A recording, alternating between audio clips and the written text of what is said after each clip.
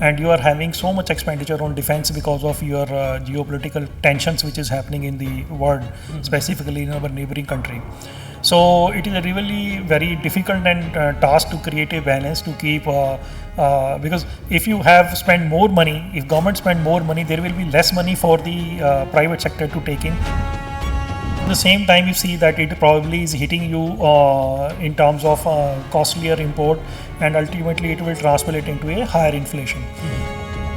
So I will say we need to work on the agriculture sector. With all said and done, still 60-70% of our population in agriculture sector. So we need to support it, but that they make the new tax income tax regime more, you can say, attractive by reducing the tax slabs to increase their income. But on the same time, if possible, they should mandatorily done away with the old scheme where a lot of exemptions are there. Hi, you're watching The Savera. This is Amarpal Singh before you. As countries are heading towards a Union Budget 2026 amid the uncertainties in the global market as well as a weakening of the Indian rupee and sluggish consumer demands, the expectations from the Indian government is very high. So to understand the economic challenges as well as how this Union Budget can be growth oriented, so to understand this, we are having with us a learned industrial economist, Dr. Harish Anand. So welcome, sir, to The Savera first of all. Good morning, sir. Sir, as you are well aware that there is uncertainty in the global market. So at present, how you see the Indian economy? See, Indian economy is on a very strong footing. The good thing is what has happened, this uncertainty, in fact, long by incident or by choice, they have well prepared for, we are well prepared for this situation that we are focusing for Make in India. So we are focusing that we are not only dependent upon the export market only, though export promotion is an important part of Indian economy component or a growth story. But yes, we are more, we have a very large 140, you can say, crore people market here. So making in India for India and for the rest of the world. So on that account, we are doing well, and it is reflected in the GDP growth number also, that we are projected to be 7.5 something, and even more than in coming times. Right. So we are very well placed. Uncertainty, global uncertainty are definitely a concern, but having a large market, having a large base of our domestic economy, I think is an area which gives a lot of strengths. Right. Sir, what are your expectations as budget session has started today and union budget is to be presented on Feb 1? So what are you expecting this year? So there are two things. We can divide our discussion on two parts. One is, you can say that the on the government policy side. So I think we need to continue what we have been doing, in the sense that we should focus more on Make in India. That is attracting, inviting people to come and establish shop here. Because a large market, there is no question that the market is here. The goods are to be served from the outside. So preferably we should invite them to come, and for that we need to make this overall our manufacturing sector competitive in terms of, you can say, a competitive power cost or sustainable power in form of green power, or the, you can say, efficient logistic cost. And the government is working on all these parameters in a very effective way, and we are on a very solid footing. So this is how we look, that we look to the budget, that it will support manufacturing in India. Okay. It will facilitate a lower cost specifically for the renew power, and it will also help, you can say, in the logistic, reducing the logistic cost. So, sir, according in your view, which sector should get the maximum budgetary support, whether it is manufacturing, as you mentioned, MSME, agriculture, or other services? See, sir, these all are integrated, so I will not say that we need to give one at the cost of other. So I will say we need to work on the agriculture sector. With all said and done, still 60-70% of our population in agriculture sector. So we need to support it, but support means increasing productivity of the, you can say, whether it is the commercial crops like cotton, or it is the you can say dal kind of thing, creels kind of thing. For them, we need to increase the productivity. Through increasing productivity, through giving market for them, and helping them to and logistic arrangement for them. This is what I look forward to agriculture. There is no question that any less priority to be given. Second is on manufacturing also. Government is already doing in PLI scheme is there. Right. That is that need all the important sector are identified and covered in it. Right. And if required, some fine tuning may be done, but that need to be continued with that also. Third is on the facilitating education side, making education more, you can say, useful for creating self-employment rather than you can say creating more of the employee or the coordinator kind of thing. So that is an area, and we hope that they will give more budget to it. But for creating R&D facilities through grants or some other way to the state, taking it to that level. So agriculture, manufacturing, and this we can say education. And fourth is the tourism sector that we need to promote. Okay. There are beautiful things in our beautiful space or the sites to be visited in our country. We need to promote. It will not only increase, you can say, connectivity among the people in terms of exchange of culture, understanding the different part of the India. It will also create a lot of, you can say, employment in the hotel industry, in transportation industry, and so many other things. The tourist places also, they will get promoted. So these are 3 or 4 things which I feel. Right. So, sir, last year we have seen there were multiple cuts in the GST rates to provide convenience to the consumers, but we have not seen that significant increase in the consumer demand. So, what reasons you see? See, I believe that first of all, GST, it is a long journey.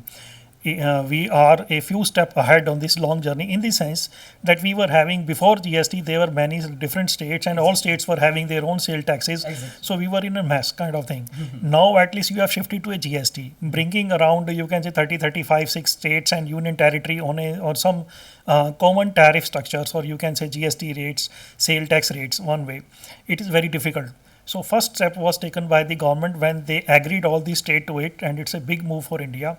Second is that to compensate the state for the revenue loss, and even to the center also, they have kept GST rate little higher because they don't know what is going to come, whether the revenue will suffer or generate. Right. And now the next step they have taken that they reduce the GST rates. So this way they have increased the disposable of income of the consumers, and I believe that with a lag time it will come. Okay. And even a part of the, you can say, the increase in the disposable income of the consumer because of lower GST rate. Okay. If that is not coming directly in the market, it is going in some sort of saving, it will come back multiplied time. So definitely you are consuming today or you will consume tomorrow. So in that way, it's a very good step. So like you mentioned that it is the step to increase the disposable income. So what more steps or what you are expecting in this budget 2026 that disposable income of middle class or lower middle class, it can be increased? See, sir, my first summation is that they have still we have 2 system of income tax, you can say 2 different way in which there are a lot of exemptions are given, and second the new regime where there is no exemption and but the tax rate is lower. So my submission, and I really wish, I cannot say I look forward, but I really wish that they make the new tax income tax regime more, you can say, attractive by reducing the tax slabs to increase their income. But on the same time, if possible, they should mandatorily done away with the old scheme where a lot of exemptions are there. One thing specifically I wish to say that presently there is just one example, that presently the ordinary person also, or the, you can say, non-company corporate kind of person, they can go and donate to the political parties. Okay. And then there is a lot of hell is created that there are some hanky-panky or fraud kind of thing, then notice are coming to the income tax. Right. I strongly believe it is a high time to close it for all, that who want to give donation to the political party, let him do him more as he want, but there should not be any exemptions, at least to the ordinary person, because what happens, a lot of the people, you can say, get fascinated and that get into some other things which they should not be. Okay. So for ordinary person, no deduction should be given for political donations. Okay.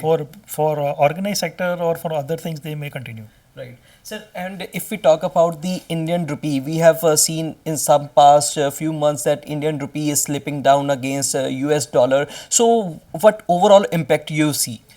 See, sir, it has 2 impact. First of all, so far your export is concerned, it is definitely good. It is increasing your export competitiveness. but on the same time, you see that it probably is hitting you in terms of costlier import, and ultimately it will translate into a higher inflation. So definitely, plus the international business environment as of now is full of uncertainty.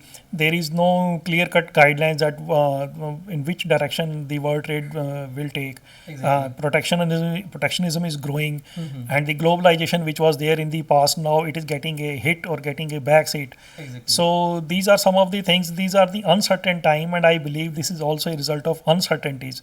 But I look forward that with Make in India, with Made for World, with manufacturing growing, with domestic economy growing, I believe that Indian rupee should grow. Right. So, what physical or monetary policies you expect that it can stabilize the Indian rupee? Uh, we must say, in fact, we can congratulate to the government also on this account that fiscal deficit has been kept around 4.67%, which is a good thing. And you are having so much expenditure on defense because of your geopolitical tensions which is happening in the world, specifically in our neighboring country. So it is a really very difficult and task to create a balance to keep because if you have spent more money, if government spend more money, there will be less money for the private sector to take in, and it will result into the higher interest rate. Ultimately, you can say hitting them indirectly. So I believe that government should work on fiscal consolidation. They should maintain a good fiscal discipline, and on the same time, they should, through monetary policy, they should try to pass on the benefit. If government draw less money, it will be available to the public, and in terms of lower interest rate and other facilities through monetary policy, make the credit cheap in the country for private consumption. And government keep a good control while ensuring necessary budget for necessary things. This is what I believe, that they can dovetail the fiscal and monetary policy to ensure that you have a lower inflation or a stable inflation in the country. This is how thing. Sir, at last I will say that as on the other side, one side we are seeing there is a US trade and tariff war on the and now recently there is a FTA with the European Union. So how you see these global conditions, they are affecting the exports or Indian exports, and what the budgetary support you see for the industry sector? Sir, so far the trade agreement is concerned, first of all, I must admit that China do not has a direct FTA either with EU or with USA. And despite of that, they have a tremendous export sector. And so saying that if you have FTA or you don't have FTA, only that makes the difference, probably I am little reluctant to accept it. But what is more important is that you must have a supply chain. You must have the capacity to supply to the world. And we can look the same model. And this is what we are doing now. The Make in India is exactly this. We are inviting people to come here and manufacture here, invest here. And once we have a strong supply line, we can definitely export. And but I must say that so far, India, as you mentioned, to the India and EU FTA, Indian textile and clothing exports specifically, they were facing a very big hit. The garment exports were attracting 12% duty in European Union, 12%. Bangladesh was getting 0%. Pakistan also has a special GSP arrangement with them. It was also getting a very less duty or 0% or something. So India was paying 12%. So now with India EU FTA, this textile and clothing exports going from India will also get 0% duty once it is notified, or maybe in over the period of time. So I believe that it will encourage the European garment or big brands to come and set up shops in India. It will also encourage the Indian manufacturing garment producer to increase their capacity so that they can serve the market. And in this regard, budgetary provision, it is basically the competitiveness. Market preferential tariff arrangement we have got, that is one thing, but still it is the cost competitiveness. So we need to see that our conversion cost is low in India in comparison to our competing country, let us say China. I will not say Bangladesh, because Bangladesh is a LDC country, so we cannot match the same labor cost here what is there.